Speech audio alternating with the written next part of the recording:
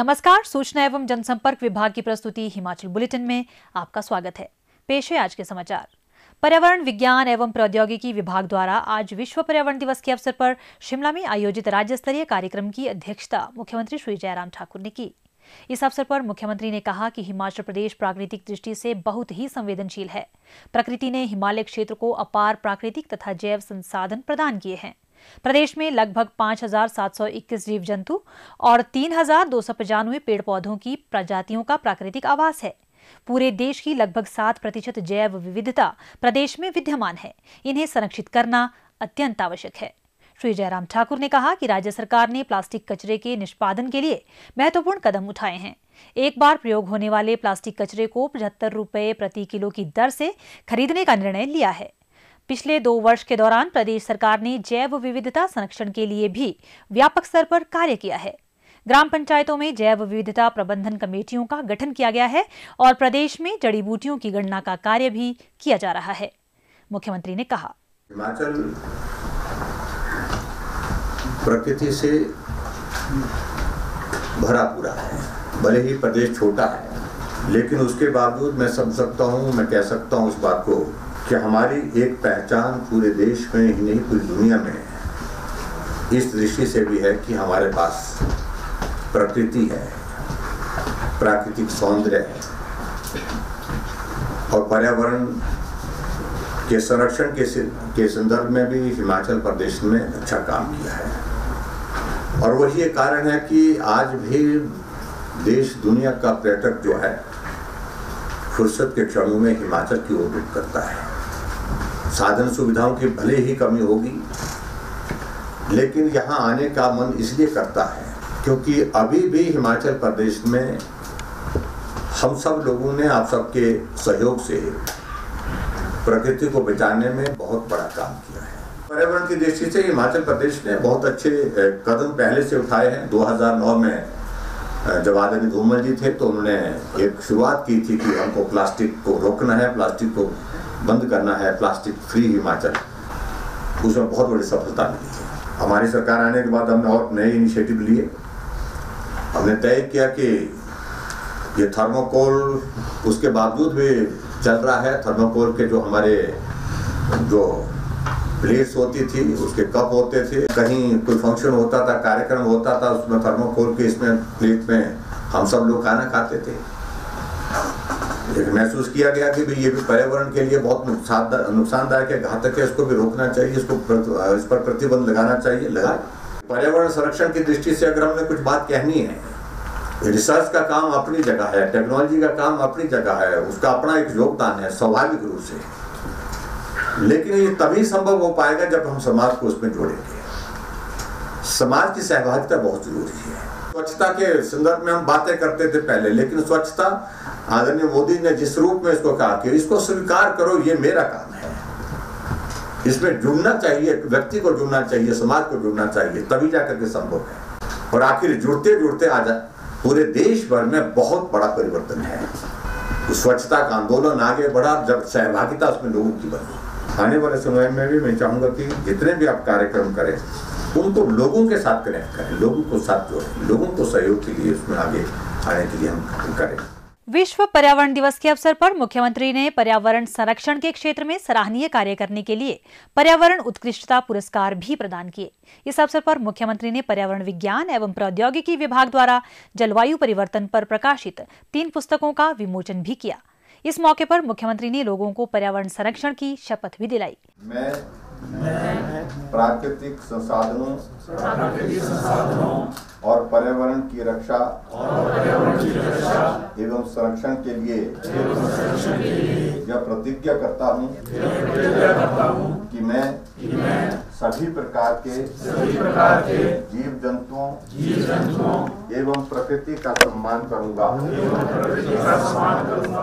प्रधानमंत्री श्री नरेंद्र मोदी के गतिशील और सशक्त नेतृत्व में केंद्र सरकार के दूसरे कार्यकाल का 1 वर्ष पूरे होने के अवसर पर आज शिमला में आयोजित पत्रकार वार्ता के अवसर पर मुख्यमंत्री ने कहा, आदरणीय नरेंद्र मोदी जी के नेतृत्व में भारतीय जनता पार्टी की सरकार का, इसमें एनडीए भी साथ में है, एक गौरवमयी पहले 5 वर्ष का कार्यकाल 2014 से 2019 तक और उसके पश्चात दूसरी बार बहुत बड़े बहुमत के साथ और मजबूत होकर के आए सत्ता में 1 वर्ष का कार्यकाल पूरा किया। उसके लिए मैं आदरणीय प्रधानमंत्री जी को हिमाचल प्रदेश की जनता की ओर से, हिमाचल प्रदेश सरकार की ओर से बहुत बहुत बधाई देता हूँ। यह हमारा सौभाग्य है,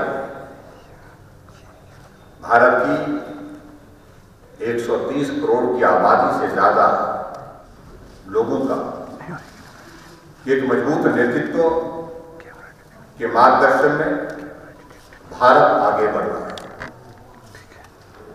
संकट में भी भारत मजबूती के साथ खड़ा है।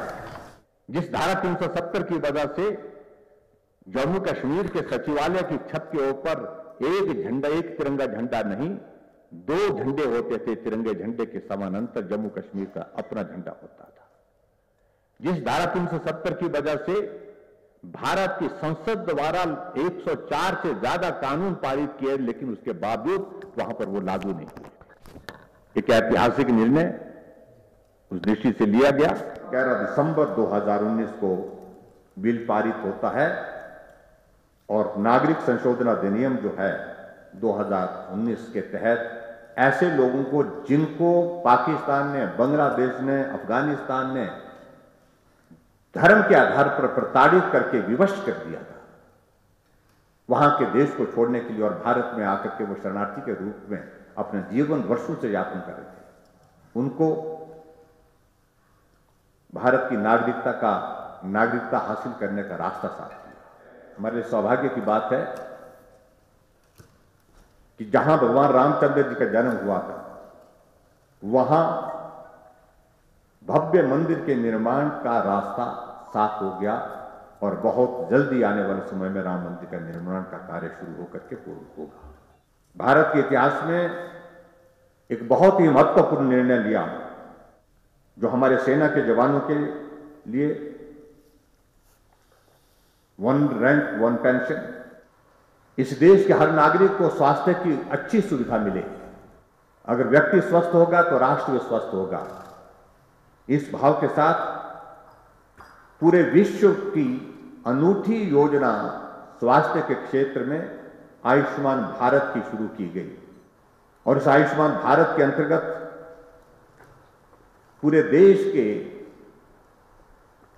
बहुत बड़ी संख्या में ऐसे लोगों को, जो गरीब लोग जो अपना इलाज नहीं कर पाते थे, उन लोगों को 5 लाख रुपए तक का हेल्थ कवर जो है इस आयुष्मान भारत के अंतर्गत उपलब्ध कराया, जो एक ऐतिहासिक घटना है। और हिमाचल से संबंधित हम कहें, लेह और मनाली को जोड़ने वाली जो हमारी रोहतांग जो टनल है, उस टनल का नाम का प्रस्ताव हमने यहां से कैबिनेट की ओर से भेजा था कि इसका नाम का जो है परिवर्तन किया जाए, अटल जी के नाम पर इस टनल का नाम रखा जाए। और हमारी कैबिनेट के द्वारा पारित उस प्रस्ताव का सम्मान करते हुए आदरणीय मोदी जी ने इस टनल का नाम अटल टनल के रूप में रखा।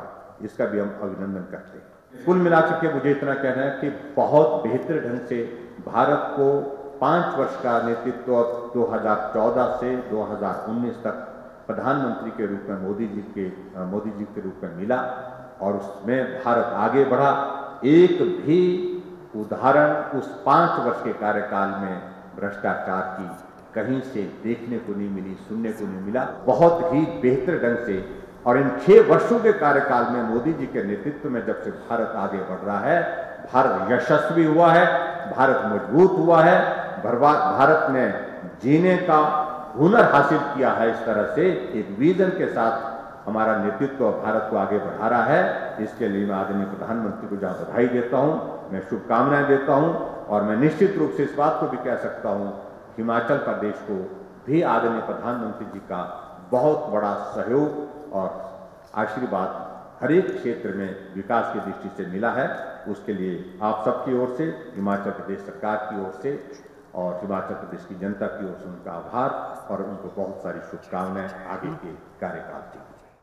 प्रदेश में कोरोना संक्रमण की जांच के लिए आज 991 लोगों के सैंपल लिए गए, जिनमें से 488 लोगों की रिपोर्ट नेगेटिव पाई गई है, जबकि 499 लोगों की रिपोर्ट आना बाकी है। अभी तक 43,690 लोगों की जांच की जा चुकी है, जिसमें से 42,802 सैंपल की जांच नेगेटिव पाई गई है।